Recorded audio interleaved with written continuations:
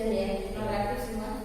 Alhamdulillah. Alhamdulillah ya, semoga seperti itu semuanya ya sampai akhir. Oke, hari ini kita akan masuk pada feasibility study untuk perusahaan yang nantinya akan dijelaskan oleh Bapak Toto. Bismillahirrahmanirrahim. Assalamualaikum warahmatullahi wabarakatuh. Waalaikumsalam. Ya, jadi kemarin kuliah kita ke arah SDM. Namanya SDM itu, sebelum SDM itu ada FS namanya feasibility study. Feasibility study itu digunakan ketika Anda mengusulkan proyek sebagai awal pertama ya. Kalau di perusahaan itu Anda tidak akan bisa diterima kan si fotorik topik sopo tapi yang dilihat itu adalah kertas kerja mereka. Itu biasanya itu kalau di pendidikan itu namanya proposal project proposal atau usulan proyek. Usulan proyek itu kalau di perusahaan itu diajukan dulu, biasanya membuat itu divisi ritbang atau rensang rencana dan pengembangan. Kemudian diajukan ke direksi memberikan BDS itu bedes, bicara dengan saya. Datanglah ke sana, kemudian mereka mengalokasikan siapa yang pertama kali berkepentingan di dalam hal ini. Misalnya kalau itu proyek hortikultura berarti bagian hortikultura, berarti tanaman, bagian produksi tanaman. Kalau itu proyek berkaitan dengan perkebunan, itu ada di bagian tanaman itu ada beberapa, ada tanaman budidaya tanaman teh, karet, kopi, kakao. Kemudian ada tanaman hortikultura. Hortikultura itu divisi sendiri. Ya, tanaman semusim, sekarang tanaman semusim. Nah, itu langsung dikoordinasikan ke sana. Kemudian ada dua yang bisa dipercaya dalam hal ini. PTP sendiri tidak pernah menggunakan rembang itu karena mungkin terlepas dari tidak percaya dan tidak ya. Karena ada namanya keterbukaan. Jadi GCG itu Good Corporate Governance itu ada prinsip namanya tarif. Prinsip tarif itu yang pertama T-nya itu transparansi. Ya. Transparansi, akuntabilitas. Ini adalah prinsip GCG yang dilakukan oleh perusahaan. Transparansi, akuntabilitas, responsibilitas, independence, kemandirian dan fairness. Bank itu harus tidak boleh bersifat memihak, harus harus di-assessment oleh lembaga lain yang independen. Ya. Apa dalam hal ini Pak? Kalau itu mengenai persoalan proyek itu berkaitan dengan produksi, berarti dia harus ke pusat penelitian gitu ya. Kalau karet ya ada pusat penelitian karet. Kalau kopi ya kopi dan kakao ya. Kalau gula ya gula. Di sana mereka biasanya langsung menyewa, langsung meng-hire konsultan. Itu keterlibatan dari lembaga di luar itu adalah sangat diperlukan karena nanti ada namanya akuntabilitas. Kalau bank yang membuat proposal, saya akan menanyakan ini ada faktor kepentingan, direksi dan sebagainya. Oleh karena itu mengambil orang lembaga lain yang independen untuk mengakuntabilitaskan ini, untuk meresmikan itu. Kalau sudah itu baru mereka bersama-sama sudah yang namanya manajemen itu ada koordinasi, ada komunikasi, ada negosiasi dan sebagainya ya. Jadilah proyek itu sudah ditandatangani oleh lembaga yang berkompeten. itu pun masih jelimet banget ya. Kok di badan usaha milik nenek ini jelimet banget, makanya kesulitan. Jadi BUMN badan usaha milik nenek, bukan badan usaha milik negara ya. Karena yang nenek-nenek yang nanam itu, kita yang melihara. Nah di situ jelimet banget sih.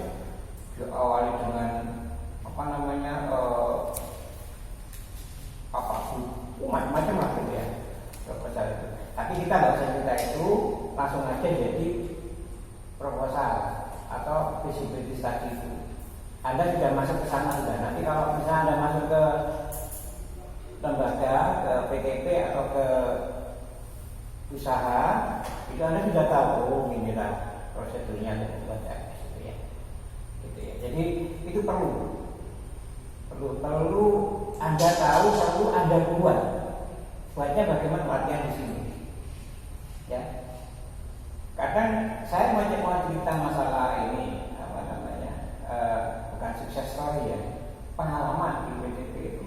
Saya ini di bagian SDM, SDM. Kemudian saya di bidang di sektor. Nah, kadang-kadang tim kita untuk membuat RS itu lucu deh PTP. Jadi yang namanya kemarin itu pakem job desk-nya, job spec-nya. Kalau membuat analisa jabatan itu pilih-pilih. Dalam kenyataannya, pernyataan tidak sama dengan kenyataan. Kayak seneng, bisa juga terus gitu ya.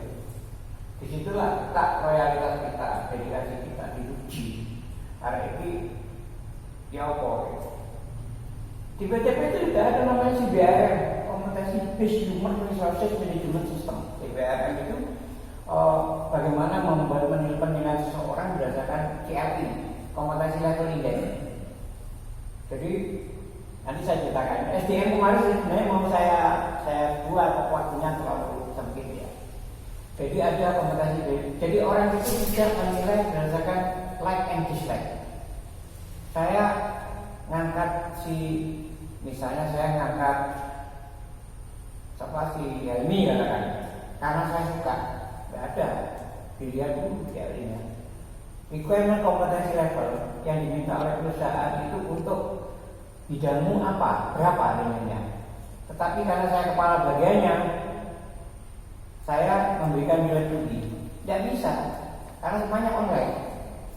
Jadi kamu yang menilai dirinya sendiri, namanya self assessment. Nah disitulah nanti pengakalannya seperti itu SDM. Berkaitan dengan feasibility study juga begitu, karena kita ini nanti akan terjun di dunia nyata ya. Anda sekarang sudah mulailah membuat praktek seperti ini. FS ini kelihatannya teoritis, tapi sebenarnya tidak bisa dipraktekkan. Nah, berkaitan dengan yang kemarin ada tugas itu, kita kan sudah sepakat ada 3 unit usaha, ya 3 unit usaha atau 3 komoditas lah, bukan 3 unit usaha. Tapi sebenarnya saya menginginkan 3 komoditas ini menjadi unit usaha. Apa unit usaha itu? Unit usaha layanan, unit usaha budidaya lele, unit usaha aquatem dan sebagainya ya. Jadi itu punya divisi. Layanan punya divisi berapa orang. Nah itu tolong nanti disampaikan ke Mbak Farid ya, keluar nanti. Divisi untuk layanan itu gimana organisasinya gitu Mas? Masih waktunya masih lama ya kita mengambil ya praktek ya. Terus divisi untuk aquascape ya. Iya. Aquascape itu gimana? Kemudian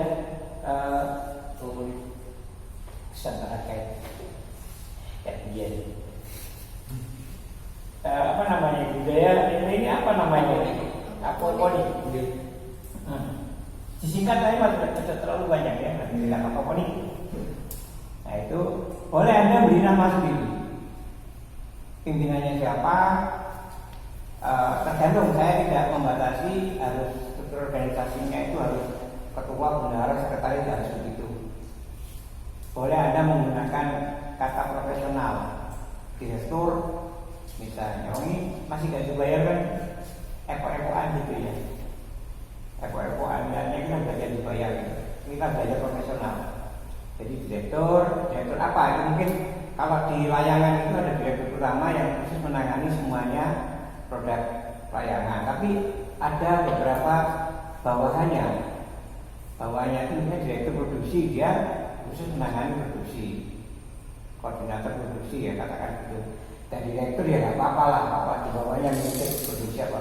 Kemudian manajer keuangan, manajer sumber daya manusia ya, atau pemasaran dan sebagainya. Silakan Anda nanti bebas membuat struktur organisasi. Tapi saya minta ininya, laporannya ya, sampaikan Mbak Andi ya. Jadi lebih sedikit lagi dari 70-80 orang ini menjadi 3 kelompok. Golongannya tetap ABC sudah kita tidak melihat itu sudah kita melihat kelompok layangan, kelompok aquascape dan satunya aquaponik ya, gitu ya. Gitu ya. Sekarang ini kita komitmen gitu ya. Nah hari ini sebenarnya kita membuat proposal yang berkaitan dengan feasibility study atau studi kelayakan. Ya, seperti kemarin saya sampaikan bahwa feasibility study ini terkait dengan komoditas, dengan usaha, dengan perusahaan. Yaitu Anda sudah mulai menentukan kira-kira tempat untuk produksi itu di mana. Kalau saya ngomong di aquascape ini siapa ini? Aquascape ini siapa? Oh ya, saya. Nah sekarang saya mungkin menentukan tempat untuk usaha itu di mana. Kalau saya memang yang kemarin kita agendakan bersama, kita menentukan untuk lokasi usahanya adalah area padat penduduk dan mana area perkotaan. Karena tujuannya dari aquascape adanya ini, mereka itu dikhususkan bagi mereka yang ingin berbudidaya dan ingin berkebun dan juga ingin memelihara ikan, sehingga seakan-akan mereka itu punya taman gitu, tapi tamannya itu dalam akuarium. Kan banyak juga kalau daerah perkotaan nggak punya lahan, nggak punya apa, tapi dalam akuarium itu ada tamannya. Ya, oke. Tapi kan ada punya tempat untuk usaha. Iya. Tempat usaha di mana? Di kos-kosan, nggak apa, pokoknya tempat. Tolong nanti di epok-epokan ini kan sudah punya perusahaan gitu. Saya sudah. Saya insya Allah sudah terinci daerah lokasi tempatnya. Ada. Oh ya. Itu Nusantara Kini ya. Di daerah ini ya seperti ini ya. Jadi ini keahliannya ya. Gitu. Tidak tahu itu mau dibuat di Jalan Ahmadiyah di sana apa di jalan apa yang jelas itu sudah ada. Kita mulai agak resmi sedikit membuka itu ya. Itu satu itu. Kemudian berapa pembiayaan untuk proyek-proyek ini? Paling nggak kita sudah punya modal. Modal itu bisa berupa apa namanya? Ada 2 modal ya, modal keuangan dan modal aset mungkin ya. Aset itu tidak, aset itu bisa modal kerja, bisa modal apa namanya inventarisasi ya gitu ya. Jadi bisa begitu. Ini kita nggak usah terlalu detail dengan masalah keuangannya, tapi yang jelas itu modalnya berapa. Ini untuk analisa keuangannya. Iya, berapa pembiayaan. Untuk sementara kemarin saya lihat di Iksan kemarin butuh uang 500 Pak, ya contoh dari 50. Tulis saja untuk sementara ini pada proyek pertama kali. Nanti bisa berkembang lebih enak. Untuk pertama kali kita membuat satu FS pertama kali. Ya. Terus kemudian siapa yang akan melaksanakan? Siapa yang akan melaksanakan ini sudah SDM. Di situ ada struktur organisasi, wali tidak, ada direktur, ada jajarannya dan sebagainya. Ya. Nah, apa tujuannya membuat ini? Anda akan membuat praktek organisasi. Di dalam organisasi Anda akan membuat rencana. Di dalam organisasi itu Anda akan membuat struktur organisasi, membuat job deskripsi, menjawab apa namanya, membuat job analisa, sampai kepada alokasi pekerjaannya itu. Ya, siapa yang akan melaksanakan? PIC namanya, person in charge ya. Dan dalam bentuk apa? Manfaat dari proyek yang dapat dinikmati diharapkan di masa mendatang. Kita nggak usah terlalu jauh.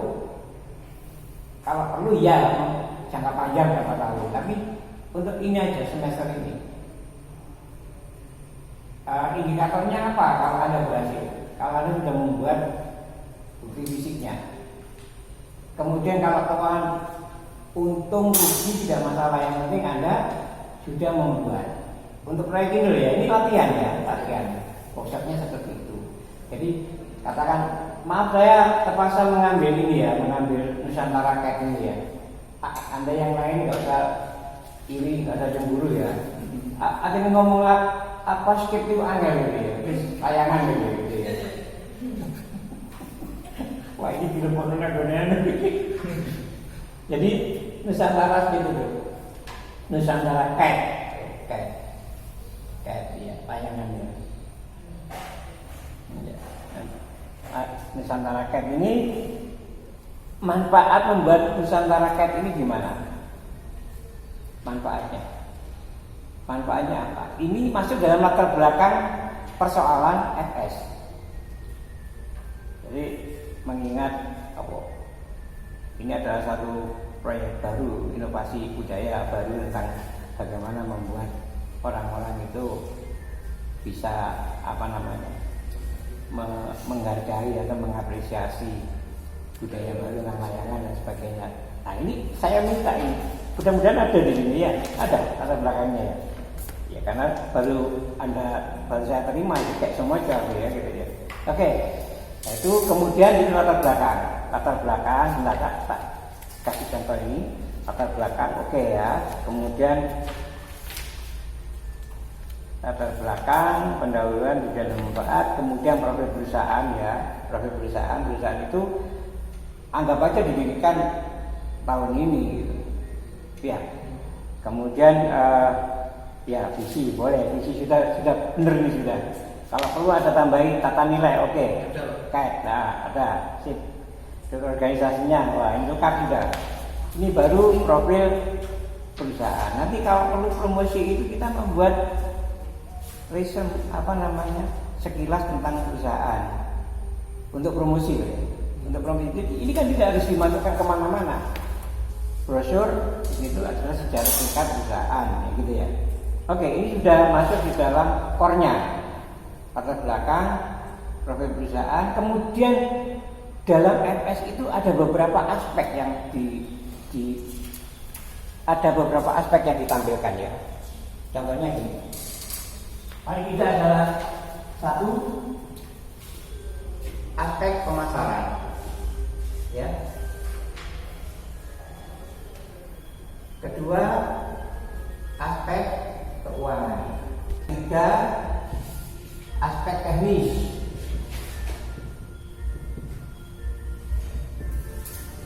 Keempat sudah ini saja sudah cukup ini. Aspek pemasaran, keuangan, teknis. Ya, ini aspek keuangan ini paling sederhana ini, generik ya. Ini sebenarnya masuk di dalam penilaian namanya KPI. KPI itu apa? Key Performance Indikator. Indikator kinerja ya. Indikator kinerja.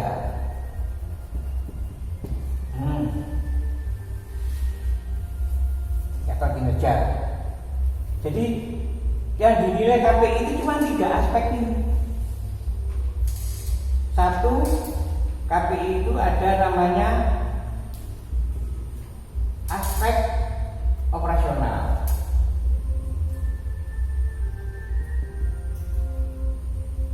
Kemudian 3, aspek finansial.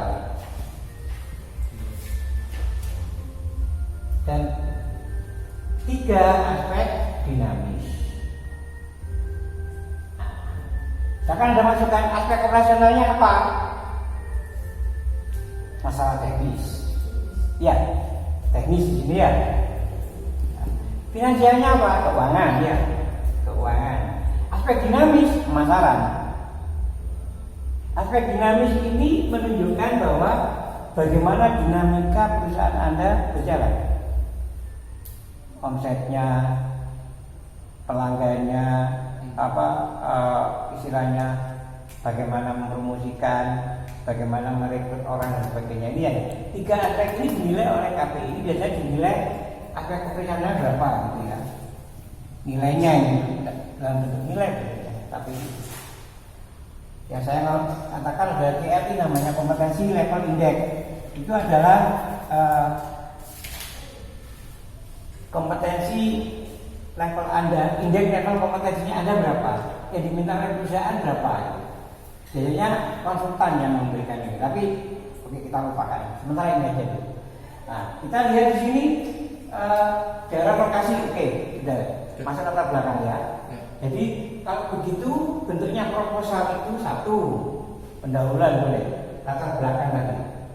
Kedua, profil perusahaan, ya, profil perusahaan ini pendahuluan ini, profil perusahaan, aspek SDM boleh di sini, boleh, Anda masukkan aspek SDM.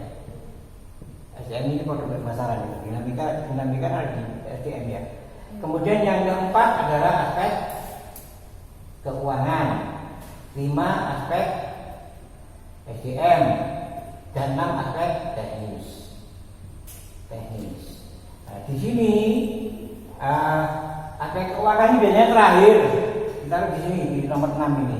Ini menyangkut masalah kelayakan Anda membuat proyek. Dinilai dari apa? Misalnya, hitung-hitungannya apa?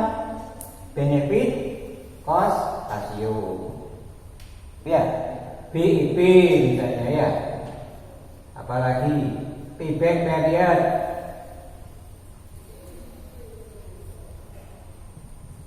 Dan IRR katakan. Return on investment dan sebagainya ya. Ini. Kalau ini bahasanya sebenarnya paling gampang itu laba rugi lah gitu ya. Laba rugi. Ya, itu ya. Oke, sekarang mari kita melihat di sini adanya periode batas waktu. Nah, visi yang disebut di sini, yang disebut di sini, kalau Anda mau ini diajukan ke Dikti sebagai proyek, itu mestinya harus dibatasi. Jadi menjadi salah satu pelopor inovasi usaha di bidang keterampilan dan pengembangan budaya nasional dengan menggandeng berbagai jaringan. Ini bukan visi sebenarnya. Visinya itu menjadi perusahaan terdepan di dalam inovasi kan. Singkat, jelas, ringkas, padat, dan enak didengar, enak dilihat, enak dibaca. Itu visi ya. Jadi untuk Helmi itu terlalu besar, terlalu banyak nilai. Disingkat aja nih, menjadi perusahaan apa? Menjadi perusahaan yang inovasi kerajinan tangan. Ya, sampai tahun berapa? 1 tahun, tahun ini gitu ya. Harus ada tahunnya. Karena apa? Karena kalau sudah dibatasi tahun, nanti Anda tidak bisa dilihat KPI-nya. Ini kapan ini? Selamanya? Tidak mungkin kalau kita ada batasnya ya. Ya, ngerti ya? Oke. Siapa? Setia siapa? Helmi aku kan apa ini ya? Coba lihat ini ya. Kak apa kamu? Nggak ada di sini nama-namanya. Nggak ada nama-namanya ya? Di struktur organisasi. Masya Allah. Ini loh yang kalian lihat di struktur organisasi ya, oke.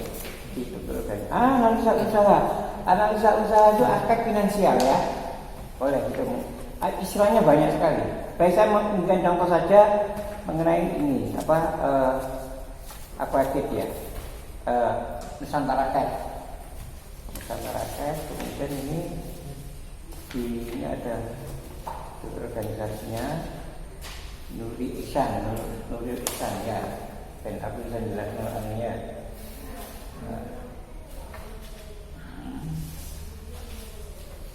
Nanti kita tetapkan ini.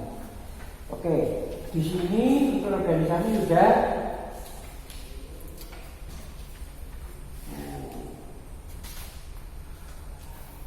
Yang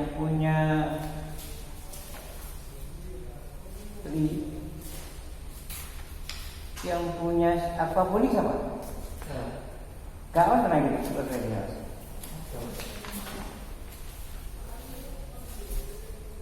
ini ya. Oh, dibaca kayak gini ya mas? Oh, nah, iya. oke. Nah. Asma Mahmud ya. Mahmud, oke. Baik, saya kira gitu ya. Jadi adanya periode batas waktu. Mari kita praktekkan di sini. Kita buat proyek gagal, kegagalan di proyek inovasi pembangunan usaha. Nah ini saya kira ini normatif semua. Baik, akan saya sedikit saya singgung di sini. Yang penting ini proyeknya ini di daerah lokasi, dalam pembiayaannya semuanya sudah masuk. Saya kira Anda sudah bisa membuat ini. Baik, kita buat satu contoh lagi ya tentang dari apa? Dari PJBD tadi ini masih perlu ditambah. Nah, ini ada namanya untuk Torik untuk Helmi ya, profil perusahaan. Nah di sini nih, oke, jobdesk masuk ya. KKN SDM ini timbangane teknis ya. Sebenarnya teknis yang paling banyak ya. Kita melihat. Saya mau tanya aspek teknis tadi itu teknis pembuatan barangnya atau teknis secara organisasinya? Teknis itu gini, teknis itu menyangkut masalah deskripsi tentang aset katakan, deskripsi tentang operasional. Contoh gini, perusahaan ini menggunakan apa? Kamu membuat komoditas itu pakai alat apa? Ya, itu teknis. Siapa yang melakukan? Layangan aspek teknis satu membuat layangan itu pertama SOP-nya, standar operasional. Buat layangan itu begini untuk supaya jelas itu ya. Kan kita ini kan MLM namanya, multi-level motivation. SOP-nya membuat layangan itu bagaimana? Itu teknis itu. Ya. Kemudian kalau gimana kan di saya itu ada 3 departemen yang saya sebutkan. Pertama ada produksi, terus pemasaran sama riset pengembangan. Nah, menurut saya teknis itu lebih masuk ke produksi. Produksi, iya, ke produksi. Teknis ke produksi. Berarti nanti di produksi juga dijelaskan SOP pembuatan layanan juga seperti itu. Iya. Terus yang pemasaran SOP seperti kayak bikin label terus. Iya. Harus dilimet memang itu supaya kita belajar pertama ya biar enak ya nanti ya. Harus dilimet memang untuk sementara Anda bukan konsultan ya, gawe kabeh dia. Jangan ada rasa enggan, putus asa untuk melakukan ya. Jadi ini, kemudian teknis itu lebih banyak ke faktor produksi memang. Tadi ada SOP, standar operating prosedurnya, bagaimana membuat layangan. Kemudian di situ ada tekniknya, apa saja yang dibuat, apa saja alat-alatnya yang digunakan untuk membuat layangan. Mesin apa? Ya, mesin apa mungkin ya, atau mungkin manual man-made ya, katakan begitu ya. Tapi kan harus dicantumkan di situ. Paling nggak ada alatnya apa? Pisau. Ya, ada alatnya macam-macam, aku nggak ngerti. Gunting, lem dan sebagainya itu teknis. Nah, ini nanti menjadi dasar untuk menentukan analisa keuangan. Masa ada nyili terus? Ya, analisa keuangan apa? Oh, gunting. Penyusutan juga masuk ke sini sebenarnya, ke teknis. Pertama, membeli ya, alatnya digunakan untuk membuat layangan. Ya, aspek teknis itu. Aspek teknis itu ureannya kemudian aspek teknis menyangkut masalah satu alat-alat, kedua lainnya gitu ya. Alat-alat yang digunakan di dalam pembuatan ini ada gunting ini dan sebagainya. Nah, kalau perlu di situ ada harganya juga. Pembelian barang tahun berapa pembeliannya gunting itu? Kalau gunting itu tahun yang lama itu tulis naik. Tahun sekian gitu. Harganya berapa? Kita pilih aja nilainya. Nah, itu nanti untuk membantu keuangan. Untuk membantu analisa keuangan. Kalau saya membeli gunting sekarang, membeli pisau sekarang, umur teknisnya berapa? Umur ekonomisnya berapa? Ngerti maksudnya? Saya membeli pisau, umur teknisnya itu saya pakai cuma 2 bulan, misalnya. 2 bulan, harganya 20.000, berarti 1 bulan penyusutannya 10.000. Ya, itu kan masuk ke keuangan nanti. Tapi di teknik itu nggak perlu dihitung nilainya, cuma deskripsi saja. Kualitatifnya maksud saya. Jadi memerlukan pisau. Ya, tahun pembelian 2020 bulan ini November. Penyusutannya 2 bulan atau 1 tahun. Pisau apa gak ngerti aku regane piro gitu ya. Itu masuk ke teknis. Bisa kan diukal. Iya, ungkal ada. Iya. Bahasanya apa ungkal itu? Ungkal misalnya atau pengasah gunting, pengasah pisau. Itu masuk teknis. Jelas ya? Jelas. Termasuk yang ini? Aquascape. Aquaponik. Apa saja teknisnya? Kita menggunakan alat Sampun. sudah. Ya apa kira-kira? Waduh, lengkap. Ada SOP. Bener ini sudah. Ya. Cuma di sini ada macam-macam orang menggunakan analisa pasar dan pesaing, boleh. Sesuatu itu sebenarnya analisa pemasaran itu. Ya, aspek pemasaran. Tidak masalah. Tapi kalau bisa supaya Anda nanti begitu Anda sudah selesai kemudian masuk ke perusahaan disuruh membuat PCB tadi, lebih baik seperti ini, dibuat per bab-bab itu. Bab 1 aspek pemasaran, bab 2 aspek keuangan, 3 dan aspek dan seterusnya ya. Sehingga tidak menjadi satu dengan proposal itu. Ya, ngerti maksudnya? Ini kan analisa usaha kan bab ini ya. Ini kan masuk dari satu kan, sepertinya ini dijadikan sendiri satu bab. Analisa keuangan, analisa atau aspek pemasaran, satu lagi aspek teknis dan sebagainya ya. Jangan dicampur. Karena apa? Disitulah letak detailnya orang itu menerima proposal Anda. Semakin Anda detail menyampaikan, semakin Anda akuntabilitas tadi semakin akurat, maka mudah untuk memperoleh dana, mudah untuk disetujui. Ya, ini masih belum ke keuangan ya. Keuangan nanti visible nggak ini? Jawabannya cuma 2, visible atau tidak. Kalau visible berarti lanjut, SOP-nya kan gitu. Kalau tidak visible, ditunda. Tapi kalau di perusahaan itu kita ini diajari untuk membuat proyek yang visible terus itu ya, meskipun rugi. Maaf ya, ini prakteknya seperti itu. Karena memang kadang-kadang namanya shareholder aspiration ya. Shareholder aspiration itu kependur. Top down itu begitu. Shareholder aspiration. Jadi akan bisa kita temui pada saat kita tidak tahu disiplin. Jadi apa sih namanya shareholder aspiration? Aspirasi dari atas itu bagaimana? Shareholder ini gak mungkin ditemui kalau tidak kita praktek. Shareholder aspiration. Aspirasi dari shareholder.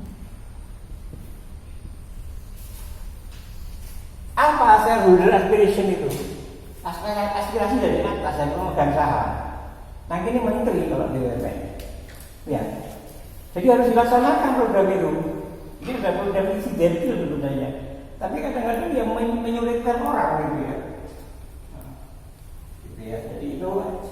Jadi nanti siapa si Mahmud kalau bisa nanti analisa aspeknya sendiri ya, aspek keuangan, aspek pemasaran, aspek teknis, dan aspek yang lainnya ya. Jadi gitu, proposal dibuat harus bentuk bidangnya itu sendiri-sendiri. Tidak boleh dicampur begini, ini gak apa-apa yang latihan di proposal ya. Nanti visibilitas tadi seperti itu. Nah, saya ingin bertemu dengan Anda untuk belajar mengenai visibilitas tadi itu. Ya, Gak apa-apa, interaksi ya, gimana? Interaksi Pak ya. Berarti hal pertama itu cover. Ya. Cover itu kan terkait logo perusahaan dan alamat perusahaan. Terus kedua pendahuluan. Itu pendahuluan di situ ada tujuan, visi dan misi dan tata nilai. Terus bab selanjutnya ada Profil perusahaan. Profil perusahaan. Di situ profil perusahaan kan kayak grand visinya, terus Mission, masuk job desk juga apa ya? Job desk itu bisa dimasukkan, bisa enggak. Itu kan aspek SDM. Ya. Tidak apa-apa dimasukkan situ. Jadi ada, kalau begitu Anda secara global namanya aspek organisasi. Struktur organisasi. Aspek organisasi. Aspek organisasi itu ada struktur organisasi, ada job desk, ya. Jadi pertama, oke, aku nggak kaku lah. Kalau ada kayak gini mungkin ya, kalau proposal yang benar yang visibilitas tadi, mungkin di sini ada, di situ langsung perusahaan apa gitu ya. Kemudian di sini ada project proposal atau proposal project. Apa? Proyek apa? Layangan, membuat layang-layangan ya gitu. Ya, gitu ya. Terus kemudian di sini namanya alamat sekretariatnya, kantornya. Itu salah satu untuk praktek. Tapi kalau di sini tidak harus kaku lah, gitu ya. Tapi yang jelas isinya, oke, kata pengantar ini biasanya dalam bentuk kertas lain, tidak bisa masuk ke dalam kertas itu sendiri. Ya, bisa dimasukkan, bisa enggak. Nah, yang penting core-nya, yang penting intinya itu adalah satu, ya kita tadi nggak perlu ya,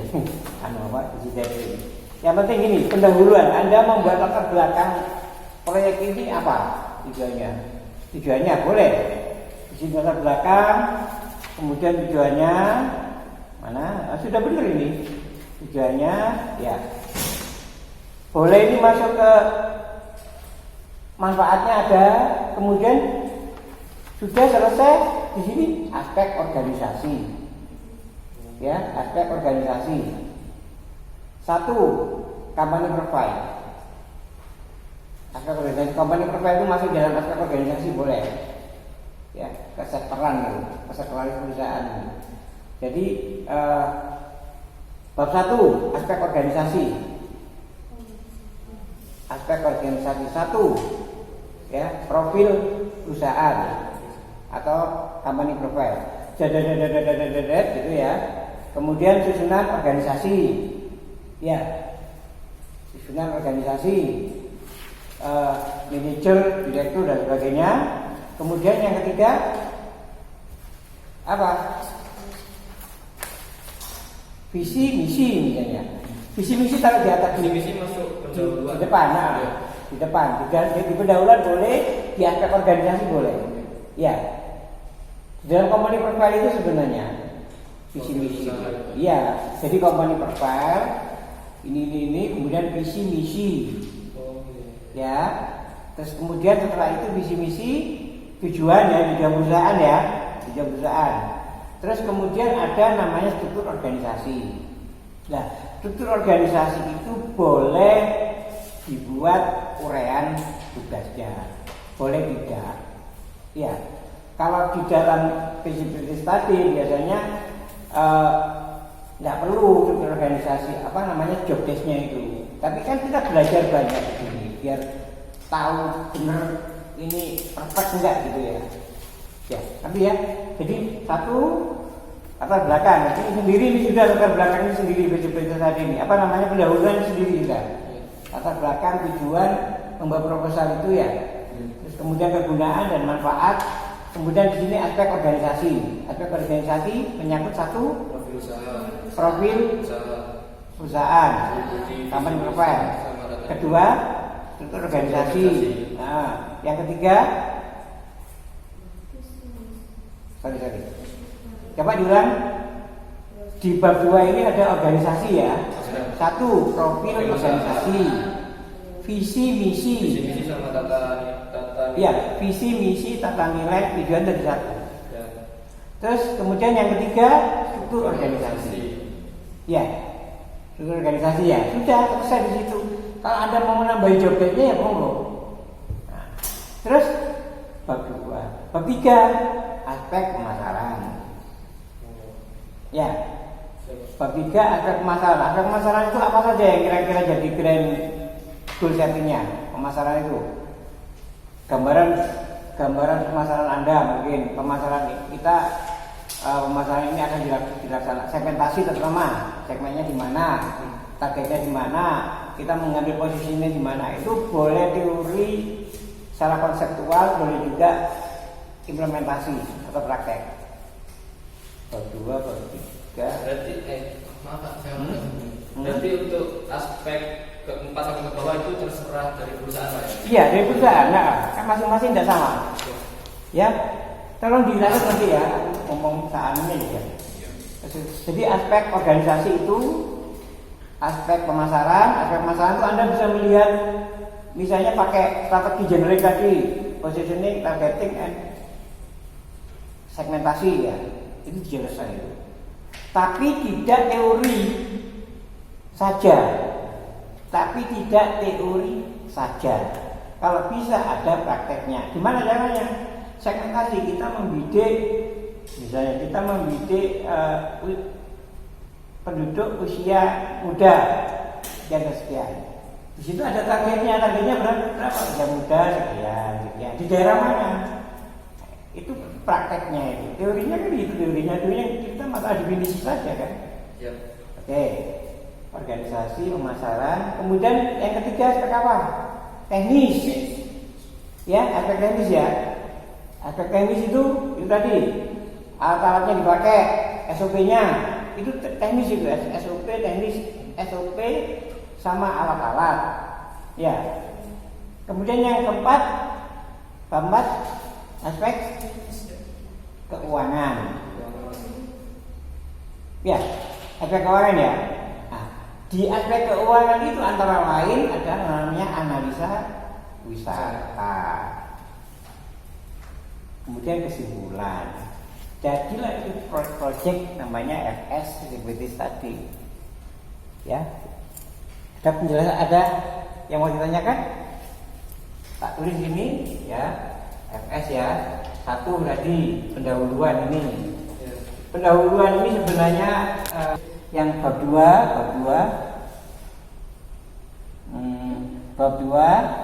itu pemasaran, aspek pemasaran. Sebenarnya aspek pemasaran. Bab 3 aspek organisasi ya. Aspek organisasi ya. Aspek organisasi itu isinya tadi company profile, visi misi dan sebagainya ya. Kemudian bab 3 itu aspek pemasaran. Aspek pemasaran. Bab 4 aspek teknis. Bab 4 aspek teknis.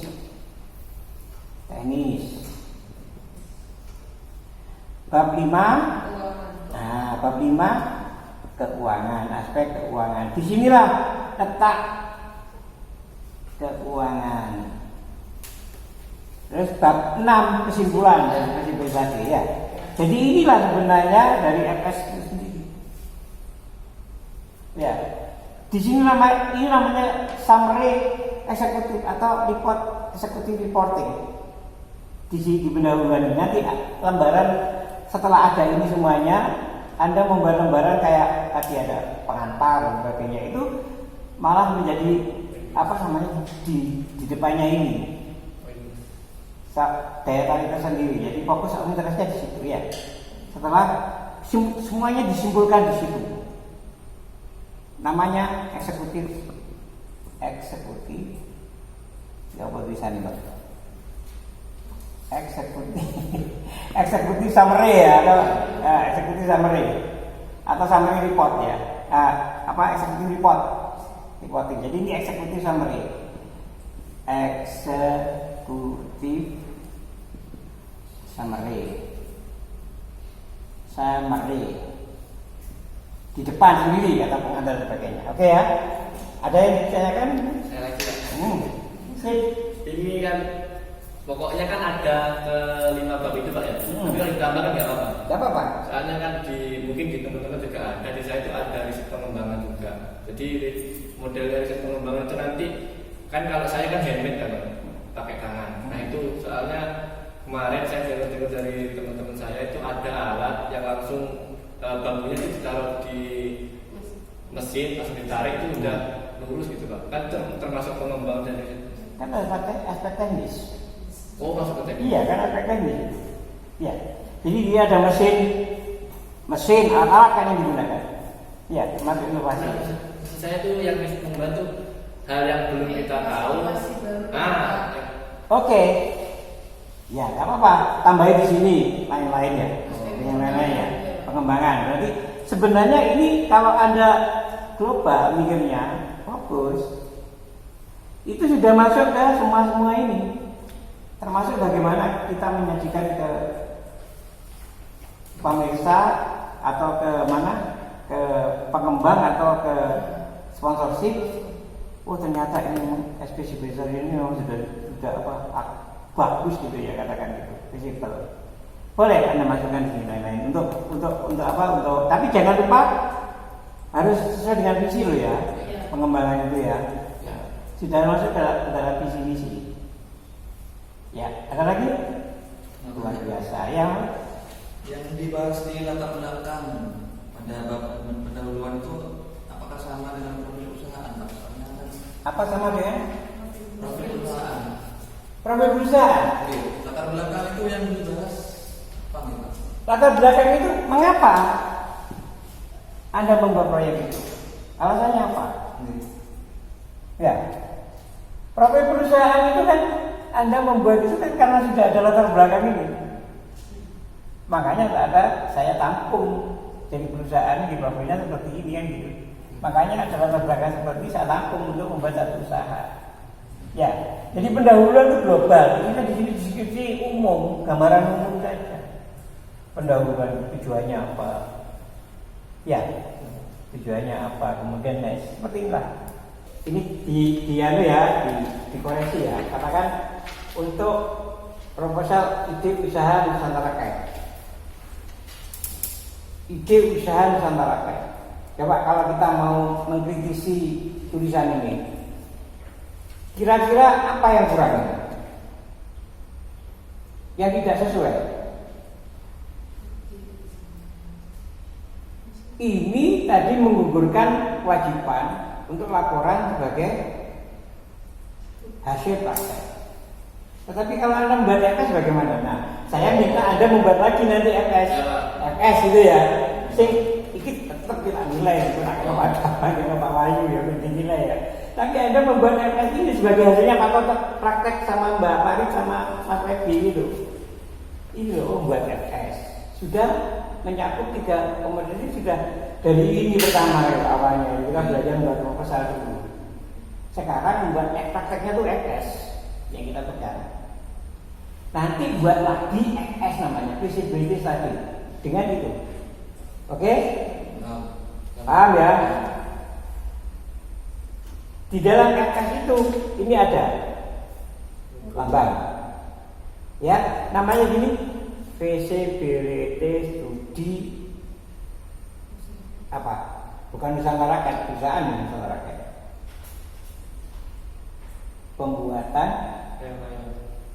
Pembuatan apa? Feasibility study pembuatan perusahaan. Ya, pembuatan perusahaan apa ya? Usaha layang-layang gitu ya. Ini kan nama kan ya? Nama kan. Tapi kan nggak jelas ini kayaknya apa tujuannya Bapak? Nusantara Care itu apa gitu. Nah kalau FS sudah jelas, feasibility atau studi kelayakan proyek ini sudah benar ini kalau memang FS ini. Ini sebenarnya ini sudah benar. FS tentang proyek budidaya ikan lele dana. Bener ini sudah. Ini bener, ini kurang bener. Tadi tulisannya ini bukan ini tetap ini ya. Anda kumpulkan ini nanti nilainya. Terus yang FS itu berbeda nanti namanya. Uji kelayaan, ya apa itu proyek. Nah ini juga gitu, tulisi proyek pembuatan layang-layang. Nah, kemudian lambang perusahaan, bukan lambang ini, kotak ya. Ini kan tugas ya. Lambang perusahaan. Anda kalau diminta lambang perusahaan membuat ini bersama-sama dengan teman-teman lain di sini gitu ya. Ya, jadi prakteknya kayak gitu kok ya. Ini pakai sop ini, bukan bat. Berarti di bawahnya proyek budidaya ikan lele dikasih nama perusahaannya kan? Iya boleh. Oh, boleh. Iya boleh. Jadi gini, studi kelayakan ya, studi kelayakan proyek apa gitu, ya, agak besar tulisannya. Agak besar tulisannya, fontnya agak besar. Studi kelayakannya boleh kecil, tapi tulis ini proyeknya ini harus besar. Ya. Kemudian bawahnya itu lambang. Lambang atau logo? Logo. Logo perusahaan. Iya. Iya, logo perusahaan. Setelah itu ada logo ya, ada ini aja. Logo. Iya, kemudian. Logo. Kemudian bawahnya perusahaan, namanya perusahaan. Nusantara Cat. Ini apa ini belum jeneng ini? Siapa si Mahmud ini? Apa? Tanaman sari ya, aquaponik apa? Aquaponik corporation apa? Ya. Nama perusahaan. Contoh Pak, nama perusahaan contoh. Nama perusahaan ya. Misalnya ini Nusantara Cat. Oh, Nusantara Cat. Harusnya di bawah. Ya. Bolehkan. Alamat. Alamat perusahaan. Nama perusahaan. Nah itu nggak boleh, nggak rapi membuatnya. Kan kita mau menarik perhatian katanya. Nah kita butuh satu lembar ini, gak ono golongan C, gak ono jenenge LMI, gak ono. Berarti tidak usah disusun ya? Iya gak usah, kan ini seru ya kamu ada di sini ya. Ini untuk membuat FS kok. Ya. Jadi apa namanya studi kelayakan proyek apa? Ya. Lambang, ya, kok lambang? Apa mbak jadinya mbak? Lambang, logo, terus perusahaan apa? Nama perusahaan apa ya? Nah, biasanya itu diajukan untuk siapa, bagaimana? Itu kan bisa jadi dengan surat, bisa jadi langsung di sini. Ya, diajukan sebagai apa? Untuk mencari sponsorship biasanya. Tapi nggak usah, baca dulu. Di lembar lain aja ya. Ini studi kelayakan agak besar tulisannya. Proyek apa Nusantara apa namanya? Layang-layang. Logo perusahaan. Alamat. Sudah. Nek iso dadi sak men dadi siji ngene iki. Piye carane biar rapi. Jadi satu cover maksudnya. Jadi satu lembar ya. Bulan bagi digedekno mbok. Email sama nomor HP enggak? Oh iya harus ada. Kalau dia mau kemudian alamat perusahaan itu ono email, ono Facebook. Ya, sebetul mungkin. Ya. Tapi nggak boleh gini. Dosen nggak ono ini wes. Ya aja. Nggak ono. Ini bener deh. Ya. Disusun oleh ono wes menyusun konsultan ini mengajukan ke siapa ya? Oke ya itu lembar pertama. Kemudian yang lembar ini, lembar ini sebelum Anda membuat resume atau membuat executive summary, itu Anda anggap aja ini proposalnya. Ya sudah, bab 1 pendahuluan, latar belakang. Sudah benar ya, latar belakang. Kemudian di sini tujuannya, oke tujuannya. Boleh ini, belakang ya, kita belajar. Manfaatnya apa? Sudah benar ini. Berarti ini satu bab pendahuluan. Kemudian di sini, nah profil perusahaan bab 2. Profil perusahaan itu diganti aspek organisasi. Oh ya, si. Ya, aspek organisasi. 1. Profil perusahaan. Dua, visi dan misi. Ya, visi dan misi. Kemudian tata nilai, struktur organisasi. Sudah benar ini, sudah kemudian. Kemudian struktur organisasi. Nah, job desk ini siapa yang minta? Kalau kita mengajukan proposal, mereka nggak perlu job desk itu sopo. Hal itu nyekeloko, nggak usah. Tapi kalau Anda nulis nggak apa-apa. Ngerti maksudnya? Untuk mengingatkan Anda saja. Ya, jadi memang semakin tebal FS itu semakin baik, katakan begitu ya. Kan reputasi. Nah, nggak apa-apa dilebur-lebur ini. Cuman ini harus dalam konteks, kalau di dalam disiplin tadi nggak perlu dijelaskan ini. Mungkin, tapi Anda saya minta untuk nulis saja semuanya. Ya, cuman sekedar tahu aja, nggak perlu ditulis untuk ke depan. Cuman ini untuk Anda biar agak tebal ya namanya. Terus kemudian, nah ini ketiga, soal jabatan. Oh ya, soal jabatan berarti orang-orang yang lama nganggone Nusantara Cat ini kudune sarjana, S2, S3, jadi tukang layang-layang, kompeten gitu. Ya apa itu namanya kompetensi level ini ya. Kita nggak sampai kompetensi nanti belajar itu. Terus bab tiga, iya bab tiga, aspek pemasaran. Kalau segmentasi pasar ini bagian dari aspek pemasaran, ya. Ngerti ya? Aspek pemasaran globalnya, subbabnya itu, babnya itu bukan subbabnya, babnya itu bab pemasaran. Isinya apa? Segmentasi, targeting, positioning, distribusi channel, keinginan-keinginan untuk membuat ekspansi dan sebagainya itu di pemasaran. Ya, oke. Berarti berapa? Bab 4, aspek teknis. Foto-foto sini adalah aspek teknis. Oh, berarti dalam aspek teknis itu juga menampilkan foto atau karya yang jadi. Iya. Dan juga ditambahkan rek-rekan apa aja alatan yang digunakan. Iya, alat yang digunakan apa? Kemudian hasil yang sudah dihasilkan apa? Kalau semisal alat pendukung Pak, misal kita gunakan bagian itu cuman kayak gini aja, itu di aspeknya juga. Harus. Iya. Jadi justru malah itu menjadi daya tarik. Ada ini gawe kata kok iso di layangan. Padahal dari iki lagi pelem itu digawe. Tapi ditulis. Otomatis kalau ada mau mengajukan proposal nggak mungkin kita tinggi enak kan gitu. Iya, regane nang pasar itu katakan berapa? 50.000 berapa yang larang? Itu 500 juta. Karena apa?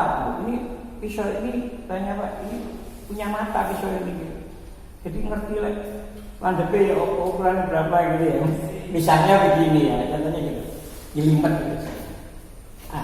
Tadi aspek teknis foto-foto ini masuk dalam aspek teknis sebagai hasil dari produksi itu. Kalau masuk pemasaran apa? Boleh masuk pemasaran nanti pada promosi tidak di visibility tadi.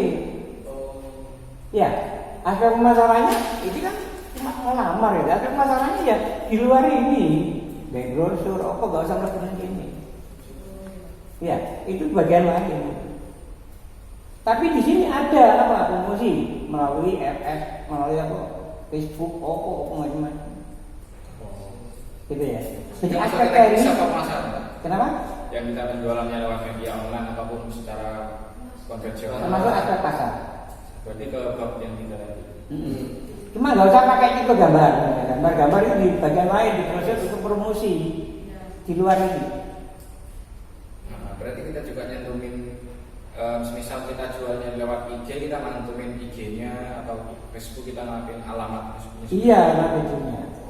Ya kalau Anda mau menampilkan kayak gini di lampiran ini, jangan di sini. Di lampiran apa? Di lampiran lain, di lampiran paling akhir. Iya, paling akhir. Lampiran hasil produksi, macam-macam itu bisa jadi alat promosi untuk menarik apa? Membangkitkan daya tarik sponsorship ya. Ya. Tapi kalau dimasukkan ke sini ya memang kita masih belajar. Ya, boleh. Tapi nanti kalau buat FS jangan. Dilampiran, semua dilampiran. Hal-hal yang tidak penting ben ambil Pak, biar tebal. Kalau perlu gambarnya biji. Kalau Itu menunjukkan belajar memang kita itu menunjukkan kompetensi kita, reputasi kita bagaimana ya. Jadi gini, kalau saya ngasihkan gambar, di situ sudah ada keterangannya bahwa segmentasi pasar umur 6 sampai 12 tahun itu lebih suka layang-layang yang bentuknya gambar, yang unik-unik. Nah, itu ada gambar-gambarnya itu yang unik-unik. Iya, ini untuk dinilai ya. Untuk dinilai itu sebagai mahasiswa. Oh. Bener ada ini, ngono ini. Tapi kalau untuk FS itu usaha, apa ini ngomongin ya? Sudah mengerti ya, paham ya? Dengan diferensiasi itu paham ya?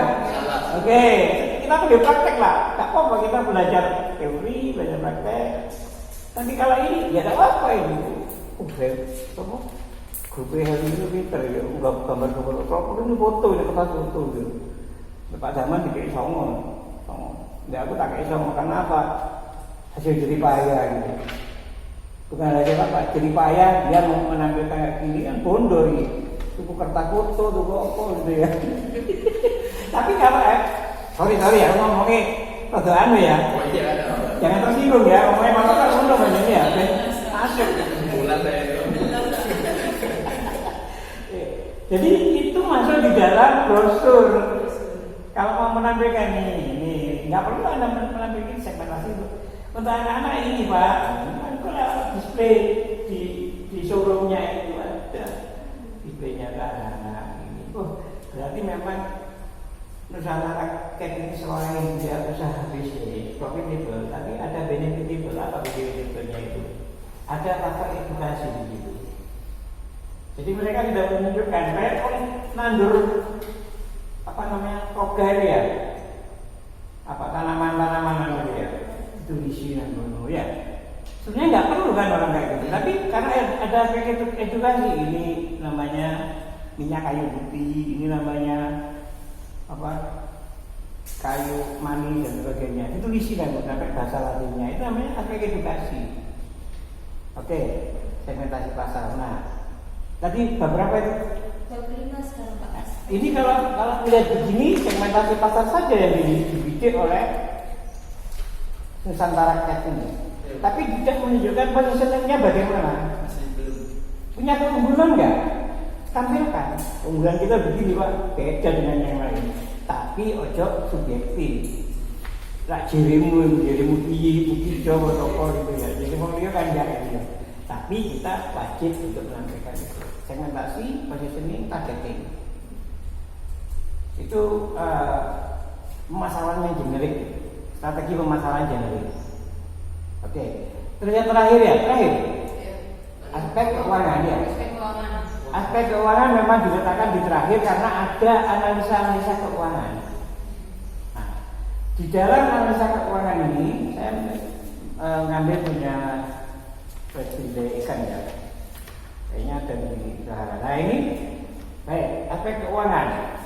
Sebelum Anda membuat ini kan sudah dicampur dari sisi Mas Mahmud ya. Mahmud kan jadi satu ini dengan apa ini? Mahmud asal usaha di sini struktur organisasinya masuk. Padahal ini lain ya, diusahakan ya. Nah, ini kan permodalan. Saat dulu ngomong masalah modal, diuraikan di sini ya. Bahasa ini keuangan. Jadi apa mau menguraikannya? Ini reputasi lagi. Bagaimana Anda belajar ngarang-ngarang. Tapi ngarang-ngarang secara akuntabilitas ya, secara bukan ngarang-ngarang fiksi ya, bukan fiktif. Jadi artinya disiplin saja. Apa namanya keuangan dalam membangun proyek bernama budaya ikan ini dan nama kali ini memerlukan biaya lain, tapi biaya tetap apa, biaya variabel apa, ya atau mungkin modal. Bentuk modal adalah satu modal sendiri dan modal luar. Modal sendiri memerlukan sekian, Itu gambaran masih gambaran umum saja. Ya. Kemudian di sini analisa usaha. Jadi aspek keuangan itu yang ada dua subbab di situ. Bab yang pertama adalah apa lagi? Permodalan. Modal itu ada dua, eksternal, internal. Modal sendiri dan modal orang lain. Ada dua-duanya, gunakan ya. Kalau di situ memerlukan sumbangan, modal luar. Jadi Anda harus menghitung apakah proyek Anda itu visible atau enggak. Diperoleh dari dana bank kan? Sekian. Ya. Dengan misalnya sajanya aku riset ngomong bunga itu. Bunga sekian, kalau bagian bagiannya sekian, syariah gitu ya, bagiannya sekian. Nah, modal ini akan kembali payback periodnya sekian bulan atau sekian tahun. Itu tulis di situ. Dengan keuntungan sekian. Itu di analisa usaha, di aspek keuangan. Ya, ngerti ya? Aspek keuangan silakan akan membedakan sendiri ada. Satu aspek keuangan terdiri dari modal, ya permodalan, jenis modal saya itu nama sumber modal, nama eksternal. Kemudian biaya itu diuraikan sekian. Kalau modal eksternal berarti pinjam dengan apa? Atau lagi mungkin syariah, gitu ya. Kalau konvensional ya monggo silakan bunga, tapi aku rasa bisa nih ajarin enggak ya. Gitu ya, aku ya enggak apa-apa ya. Seperti itu ya. Jadi pakai pakai modal eksternal harus bagaimana? Celakanya, unfortunately or fortunately ya, keuntungannya ataupun celakanya, kalau kita membuat PTS itu dituntut di situ memang ingin menampilkan reputasi Anda. Sejauh mana Anda bisa menguntungkan orang lain. Jadi kalau misalnya Anda pinjam di bank sekian atau pinjam di lembaga lain itu, Anda mendapatkan keuntungan sekian dan uang itu kembali dalam waktu sekian. Analisanya pakai apa? Itu analisa keuangan. Pakai payback period, atau pakai IMF, atau pakai return on investment, atau pakai ROI, atau pakai benefit cost ratio, terserah. Nah, kalau Anda nanti ingin tahu hitungannya, monggo kita pertemuan di mana gitu ya. Ngopi bareng ya kan? Ya, bisa ya. Itu senang aku dia. Ya, di depan. Kakek kita ini padat sebenarnya ya. Kakeknya jam tapi ya bagi mereka yang mau menerima ya. Tidak menerima. Ayo ada pertanyaan. Ya, yang perempuan.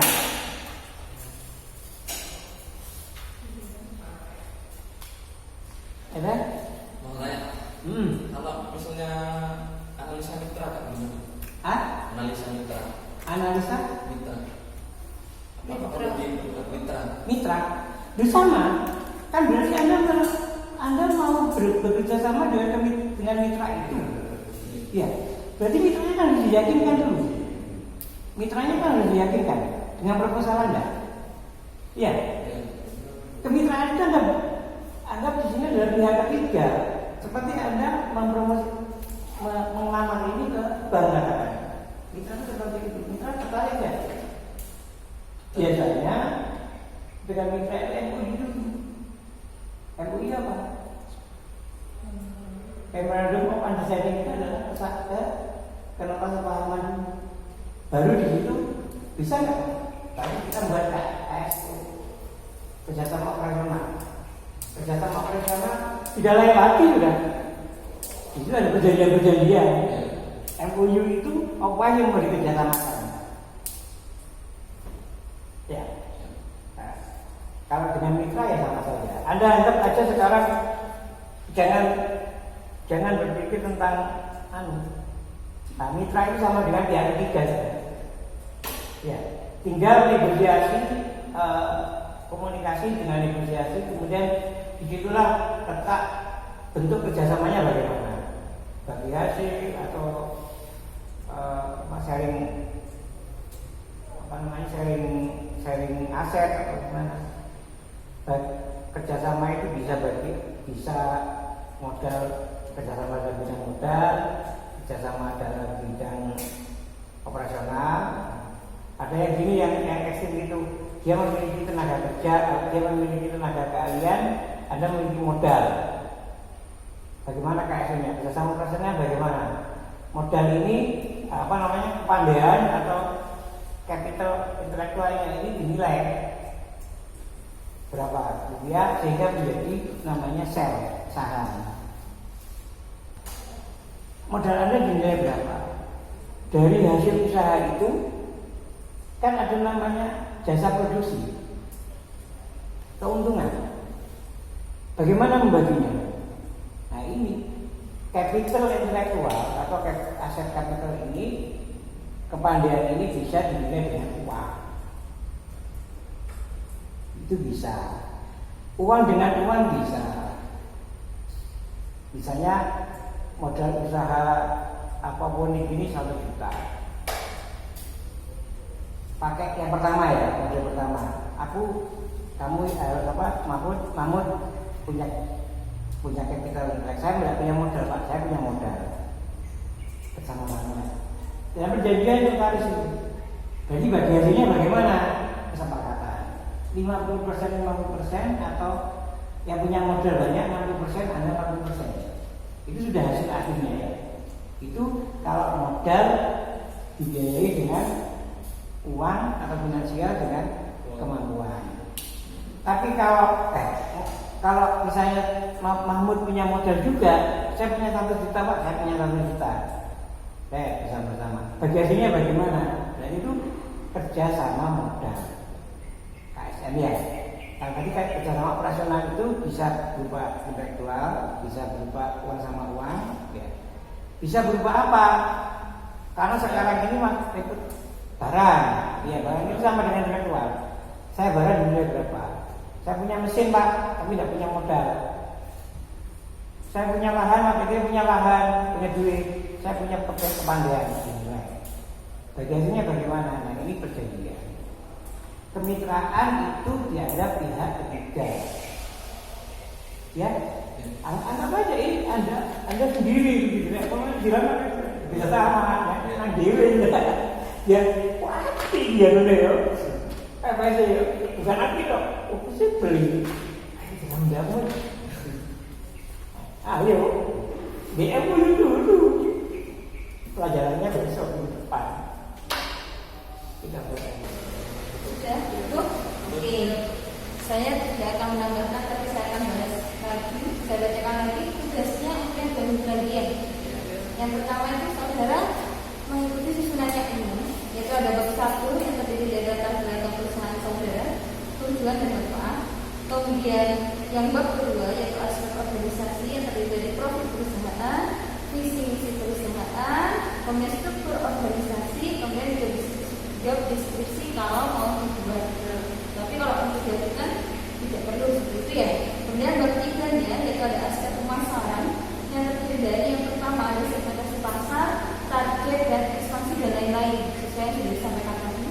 Kemudian yang bab 4, saudara ada aspek teknis yang terdiri dari bahan dan alat yang akan digunakan, ya. Kemudian ada fotonya.